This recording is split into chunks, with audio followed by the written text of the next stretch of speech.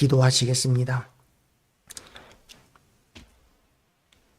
하나님 아버지, 오늘도 주일 낮 예배와 함께 또한 오후 예배로 또한 신방 예배로 주님 앞에 이렇게 나아갑니다.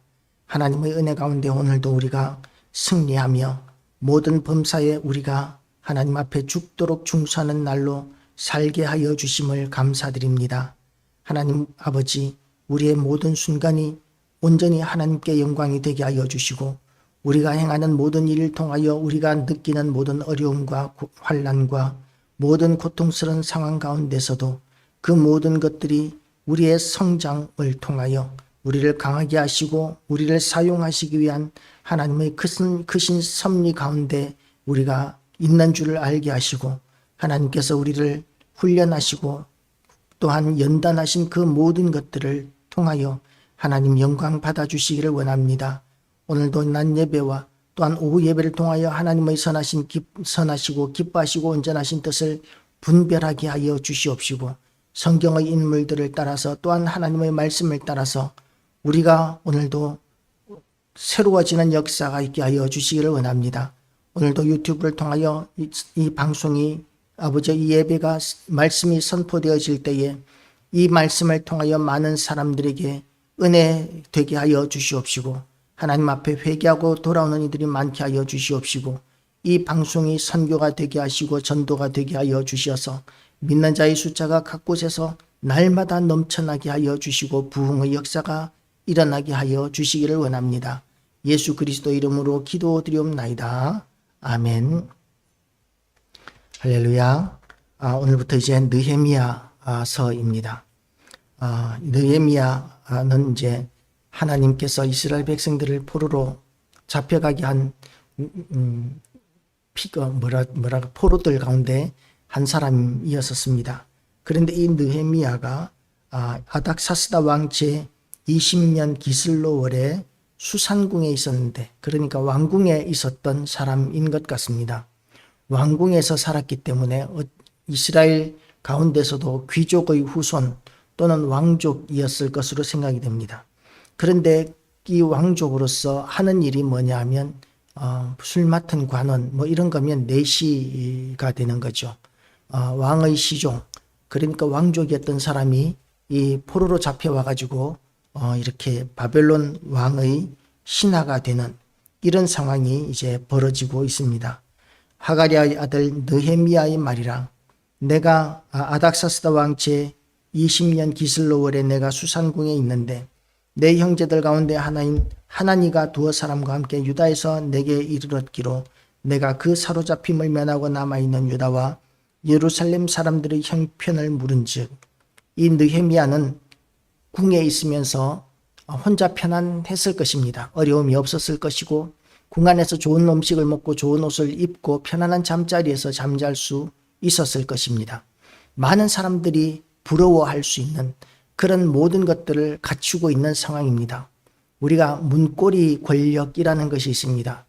권력이 있거나 지혜가 어떤 돈이 있거나 이런 것들도 참 좋지만, 그러나 정작 최고 권력자와 가까운 것, 이것이 누구보다도 큰 부러움의 대상이 되는 시대는 옛날이 훨씬 더 심했을 것입니다. 지금 이 시대보다도 훨씬 더 그렇게 귀한 사람과 가까이 하는 것은 굉장히 큰 권력을 상징하는 것이고 부러움을 상징하는 일이었습니다. 그렇기 때문에 신경 쓸 것이 없었을 수도 있는데, 그럼에도 불구하고 느헤미야는 자기의 편안함과 이렇게 안전함, 거기에 안주하는 것이 아니고 끊임없이 자기의 고향 땅, 고국에 대한 그런 마음을 가지고 관심을 가지고 그리움을 가지고 있습니다. 그래서 내가 그 사로잡힘을 면하고 남아있는 유다와 예루살렘 사람들의 형편을 물은즉 이라고 이렇게 이야기하면서 그 예루살렘과 유다의 형편을 물어보는 것이죠. 관심이 없으면 누가 이야기해주면 듣기는 하겠지만 굳이 이렇게 물어보고 듣는 것은 관심이 있기 때문에 물어볼 수 있는 것이죠. 느헤미야는 그렇게 편안한 삶을 살 수 있었겠지만, 그러나 유다와 예루살렘에 대하여 끊임없이 궁금해하고 관심을 가지고 있었습니다. 그러나 그가 할 수 있는 일은 없었죠. 왜냐하면 인질로 왕궁에서 비록 편안하게는 살고 있었지만 포로로 잡혀온 신세였기 때문에 그가 할 수 있는 일은 그렇게 많지 않았을 것입니다. 그런데 물어봤더니 유다와 예루살렘의 형편이 아주 비참한 가운데 있는 거예요. 그들이 내게 이르되 사로잡힘을 면하고 남아있는 자들이 포로로 끌려가지 않은 사람들이 오히려 나은 형편일 수 있겠다라고 저는 생각했었습니다. 포로로 끌려가는 그 일이 얼마나 비참한 길인지 맨발로 그야말로 왕후조차도 벌거벗고 맨발로 쇠사슬에 매여서 끌려갔던 그것이 유다가 망한 역사 가운데 일어났던 일입니다.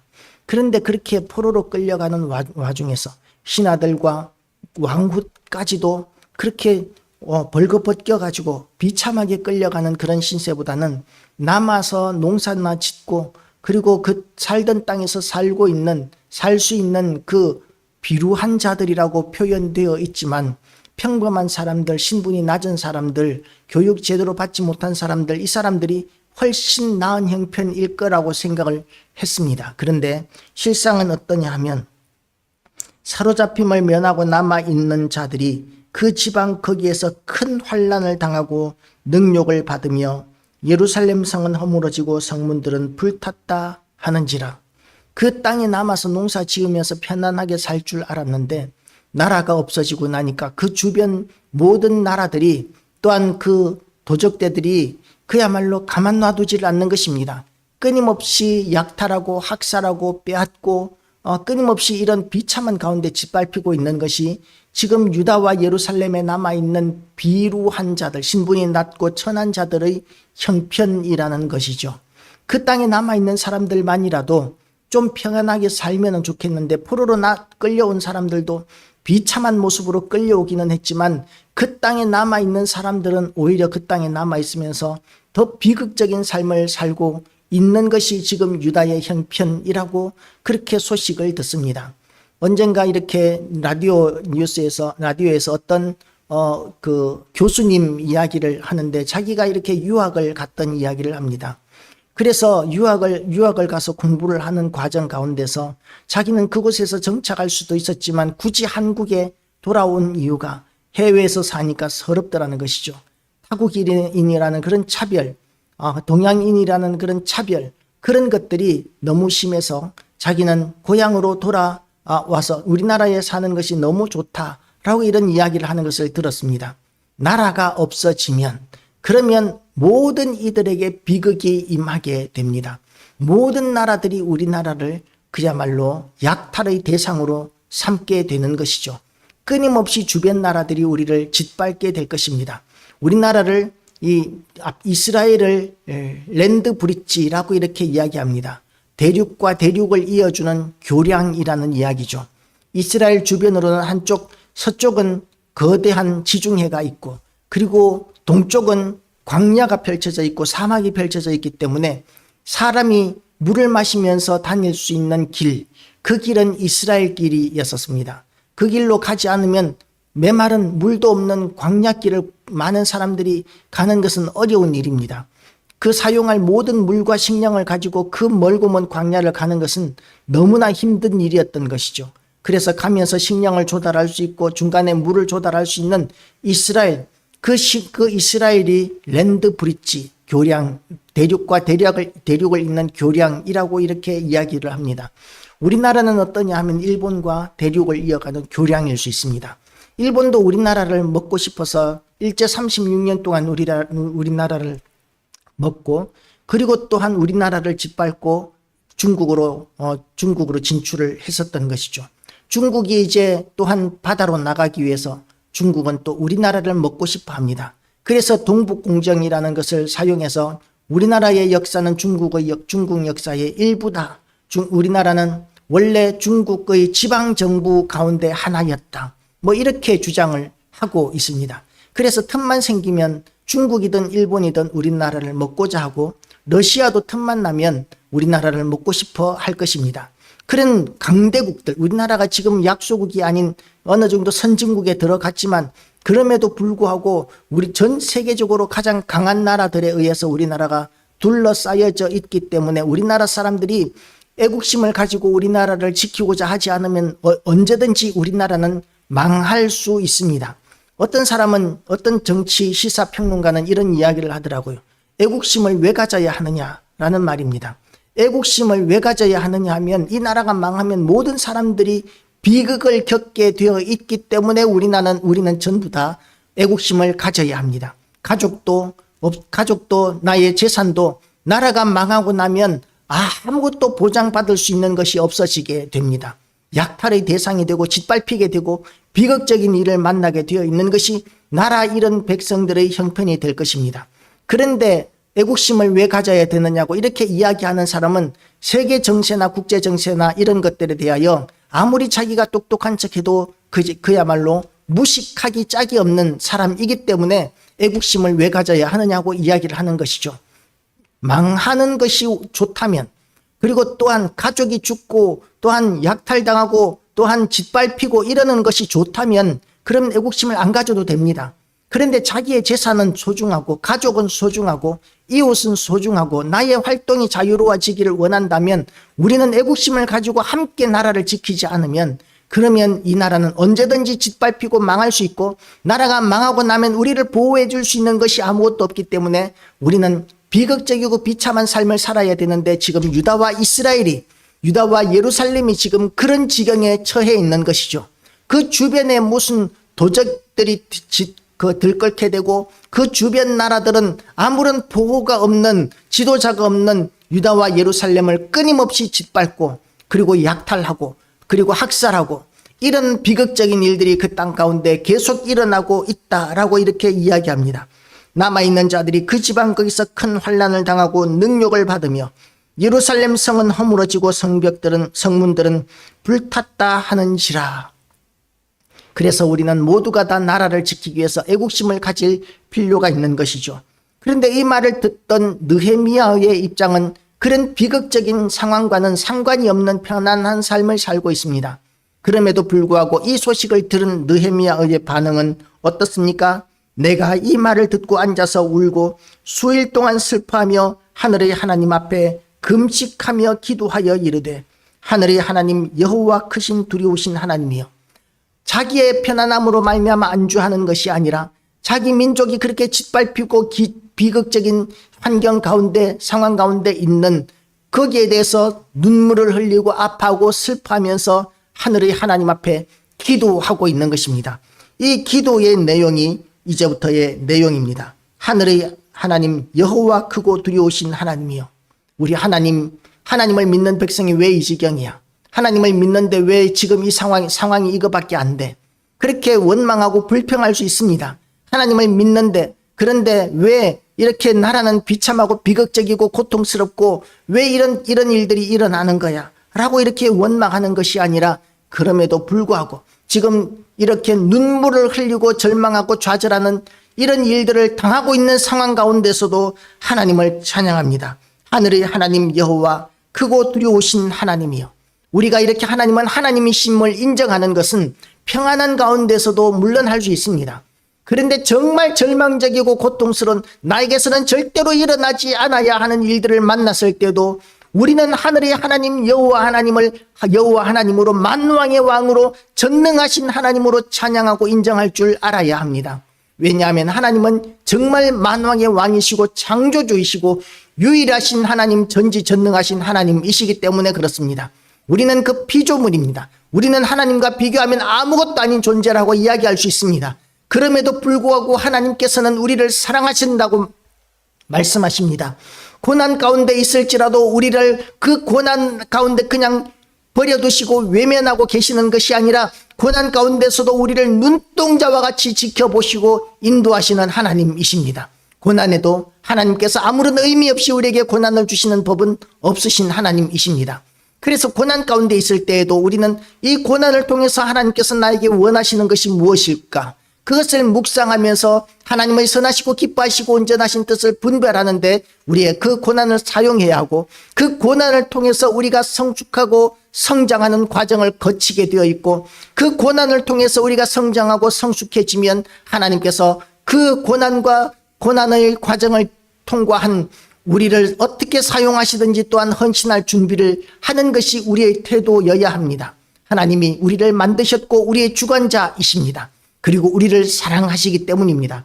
우리는 하나님의 도구, 그야말로 티끌만도 못한 존재일 수 있지만 하나님께서는 자녀로 삼아주시고 자기 백성으로 삼아주신 그 은혜를 생각하면 이 땅 짧은 기간 사는 이 동안에 우리가 평생 동안 죽도록 충성을 해도 영원토록 하나님께서 우리에게 부어주실 영원한 하나님 나라와 그 상급과 비교할 수 없습니다. 우리는 하나님 나라에서 이 땅에서 하나님의 이름을 위하여 수고한 모든 것들에 대하여 비교할 수 없을 만큼 크고 영광스럽고 영원한 것으로 보상받게 될 것입니다. 그렇기 때문에 우리는 어떤 어려움 가운데서도 하나님을 찬양하고 높이고 경배하고 예배하는 삶을 살아야 합니다.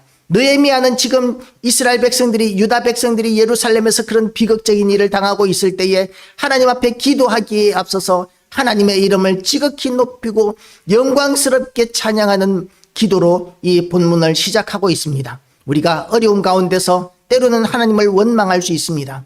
그렇지만 원망하는 것보다 하나님을 찬양하는 것이 우리가 성숙한 신앙인이 되어가는 증거가 되는 것입니다.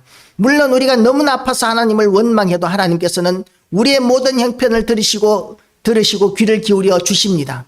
그러나 원망하고 불평하는 것, 아파서 그럴 수 있지만 그것은 미성숙한 신앙이라고 이야기할 수 있습니다. 우리 모두 다 성숙해져서 어떤 환경 가운데서도 세상이 감당치 못하는 성도들, 하나님 예수 그리스도께서 우리에게 원하시는 세상이 감당치 못하는 사람들로 거듭나는 모든 교회와 성도들 되시기를 바랍니다. 그리고 이제 느헤미야가 어떻게 기도합니까? 이제 종이 주의 종들인 이스라엘 자손을 위하여 주야로 기도하오며 우리 이스라엘 자손이 주께 범죄한 죄들을 자복하오니 주는 귀를 기울이시며 눈을 여시사 종의 기도를 들으시옵소서. 나와 내 아버지의 집이 범죄하여 하나님을 찬양하고 그리고 하나님 앞에 간구하는데, 간구하는 그 내용 가운데 중요한 그 앞부분에 나오는 내용이 회개입니다. 죄를 자복하는 것이죠. 죄를 자복하는데 느헤미야 자신이 아마 하나님 앞에 이런 기도를 하고 있는 것으로 봐서는 느헤미야가 그렇게 범죄한 것 같지는 않습니다. 그런데 아버지의 집과 민족들이 범죄한 모든 죄에 대해서 느헤미야는 자기가 범죄한 것처럼 하나님 앞에 회개하고 있습니다.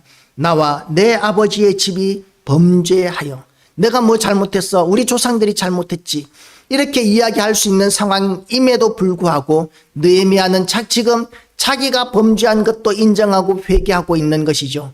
우리 교회와 성도들이 감당해야 될 것이 왕같은 제사장이요 거룩한 나라라고 이렇게 이야기했습니다. 이 나라가 제대로 서기 위해서 누가 회개해야 되겠습니까? 하나님을 아는 우리가 회개해야 되겠습니까? 하나님을 알지도 못하는 사람들이 방탕하게 살면서 정말 하나님 앞에 범죄한 그들이 잘못한 것이 있으니까 그들이 회개해야 되겠습니까? 논리적으로 이야기하면 범죄한 사람들이 회개해야 되는 것이 맞습니다. 그런데 그들은 하나님을 알지도 못하고 회개할 수 있는 그런 능력도 없고 수준도 안 됩니다. 그러면 누가 회개해야 되겠습니까?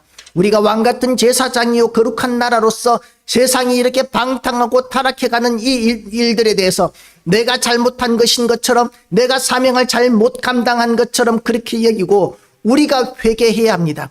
그것이 우리가 감당할 사명이라는 것이죠. 또 주를 향하여 크게 악을 행하여 주께서 주의 종 모세에게 명령하신 계명과 율례와 규례를 지키지 아니하였나이다. 그렇게 하나님 앞에 끊임없이 회개합니다. 옛적에 주께서 주의 종 모세에게 명령하여 이르시되 만일 너희가 범죄하면 내가 너희를 여러 나라 가운데 흩을 것이요 만일 내게로 돌아와 내 계명을 지켜 행하면 너희 쫓긴 자가 하늘 끝에 있을지라도 내가 거기서부터 그들을 모아 내 이름을 두려고 택한 곳에 돌아오리라 하신 말씀을 이제 청하건대 기억하옵소서. 하나님의 말씀을 근거로 기도하고 있습니다. 우리는 뭘 근거로 기도하고 있습니까? 하나님은 선하신 하나님이시기 때문에 우리를 도우셔야 돼. 하나님을 너무 얕잡아 보는 것입니다.